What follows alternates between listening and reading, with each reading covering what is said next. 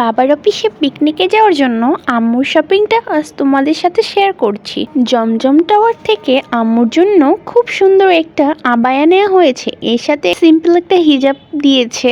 যাই হোক, একটা এলিগেন্ট নিকাবটা আমার কাছে খুব ভালো লেগেছিল, সেই জন্যই আম্মুকে আনতে বলেছি। আমার এই নিকাবগুলি এমনিতে অনেক ভালোই লাগে, আমি যদি বোরকা পরি অবশ্যই এরকম নিকাব পরবো।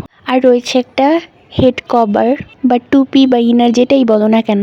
যেহেতু পিকনিকটা হচ্ছে জাহাজে, অনেক ঠান্ডা পড়বে, কিছুটা ঠান্ডা হতে পারে, তাই আম্মুর জন্য একটা আরামদায়ক শালও নিয়ে নেওয়া হয়েছে।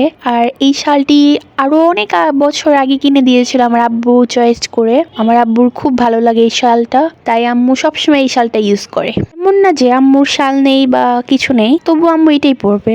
যাই হোক, যার যার ইচ্ছা। শুজ নিয়েছে, এই শুজটা 10 আগেই নেওয়া হয়েছিল। যাই হোক, আর সে জুয়েলারিতে তেমন কিছু পরবে না, তার হাতে রেগুলার যেগুলো থাকে সেগুলোই পরবে। যেমন মানে আম্মুর একটা ছিল বিয়ের, আর একটা এঙ্গেজমেন্টের, আর একটা বাবা তাদের ম্যারেজ ডের সময় দিয়েছিল। যাই হোক, এর বাইরে আর কিছুই না, সব মিলিয়ে একদম হালকা ক্লাসিক আর এলিগেন্ট একটা লুক। যেহেতু তোমরা আমার বন্ধু, তাই তোমাদের সাথে শেয়ার করলাম যে পিকনিকের সময় আম্মু কি কি পরে যাবে, তখন তো আর দেখাতে পারবো না, তাই আগেই শেয়ার করে ফেললাম।